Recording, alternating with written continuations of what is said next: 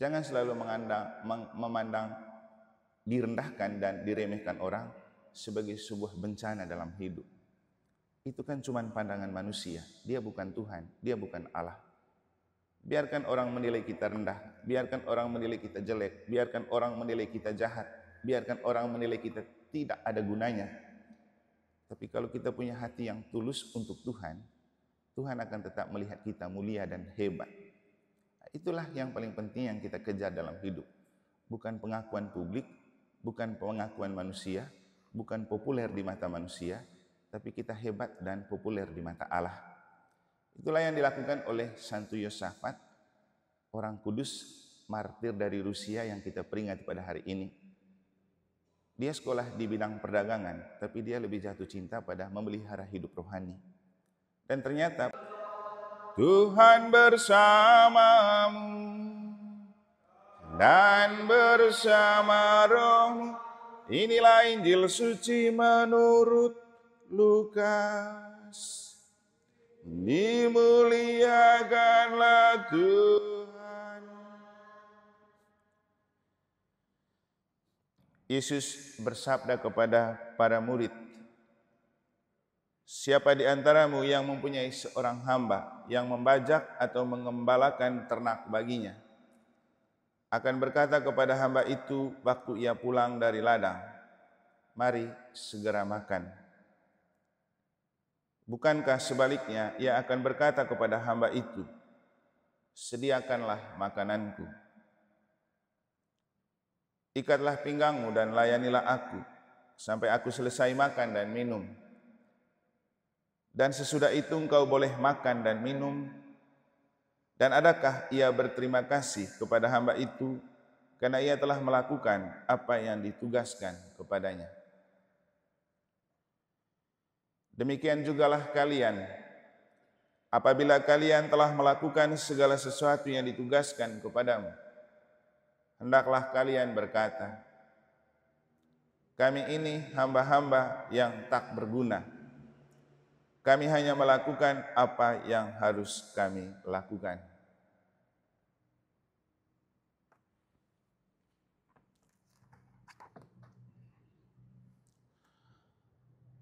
Demikianlah sabda Tuhan. Terpujilah Kristus.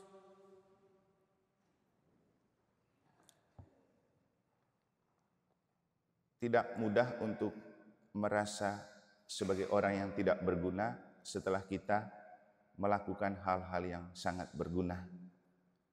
Romo, frater, Bapak Ibu Saudara-saudari, adik-adik dan anak-anak sekalian yang saya kasih dalam Tuhan, itulah makna yang dapat kita petik dari ketika di akhir Injil Yesus berbicara. Kalau kamu sudah melakukan sesuatu yang berguna, jangan menganggap dirimu hebat, tetapi katakanlah, kami cumanlah hamba-hamba yang tidak berguna, yang hanya melakukan apa yang harus kami lakukan. Dan ini adalah ekspresi yang paling konkret dari ketika kita makin beriman. Kemarin dalam khotbah kita menemukan bahwa orang yang beriman akan hidup seperti falsafah padi.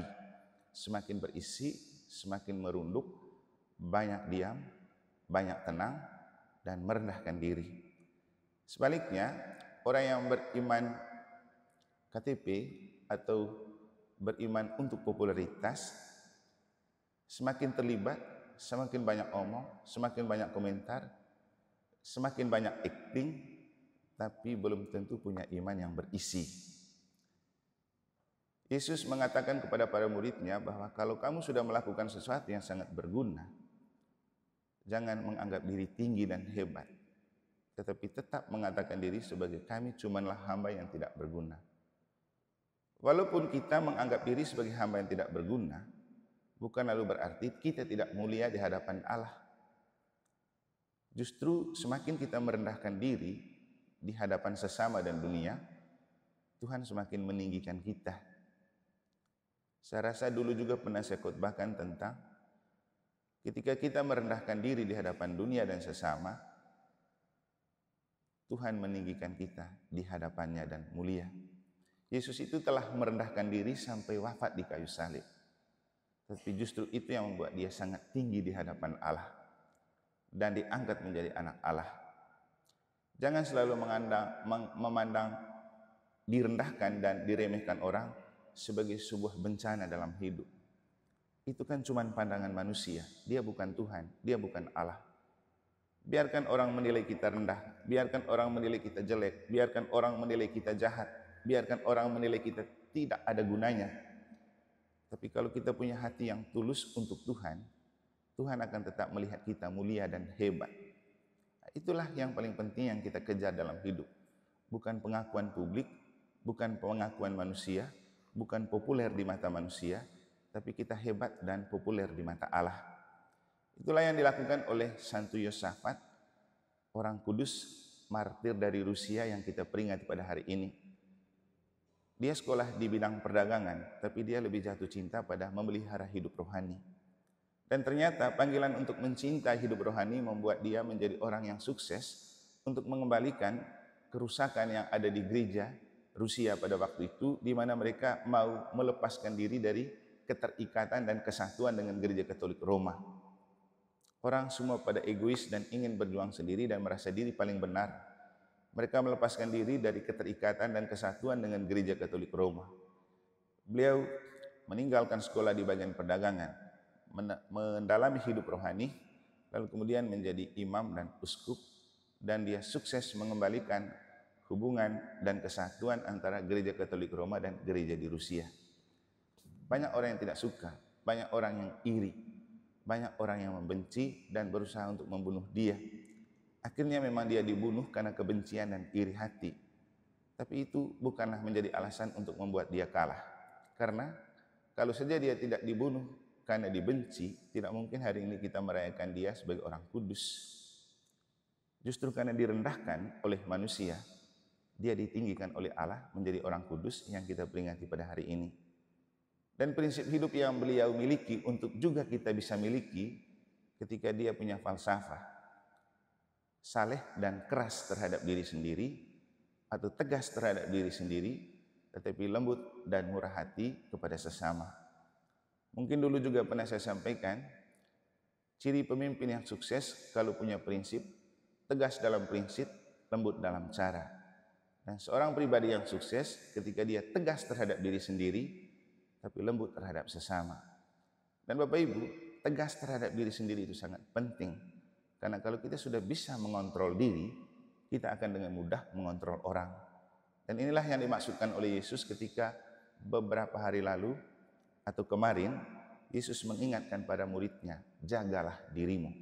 Jadi jaga diri, kontrol diri, tegas terhadap diri, itu prinsip yang sangat baik untuk kita menjadi berguna bagi Tuhan dan sesama. Akhirnya Bapak Ibu Saudara-saudari, apa yang disampaikan oleh Santo Paulus dalam bacaan pertama, baik untuk kita maknai. Kalau kemarin kita memaknai pewartaan Paulus sebagai cara dan kriteria untuk menjadi fungsionaris pastoral, entah prodiakon, entah DPP, entah pengurus lingkungan, atau pelayanan apa saja dalam gereja, hari ini Paulus berbicara umum. Ada untuk orang usia lanjut, ada untuk orang muda, ada untuk kita. Dan ini saya rasa ajaran-ajaran yang sangat detail, yang baik untuk kita maknai. Jadi pulang tolong baca lagi. Kalau saya sudah tua dan usia lanjut, apa yang saya lakukan? Kebijaksanaan hidup apa yang saya bangun? Kalau saya masih remaja, masih muda atau mediocre, apa yang saya lakukan? Paulus sudah menuliskan semuanya itu dalam bacaan pertama pada hari ini.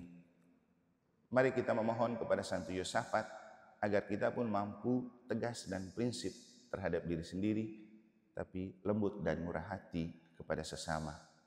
Semoga Tuhan memberkati.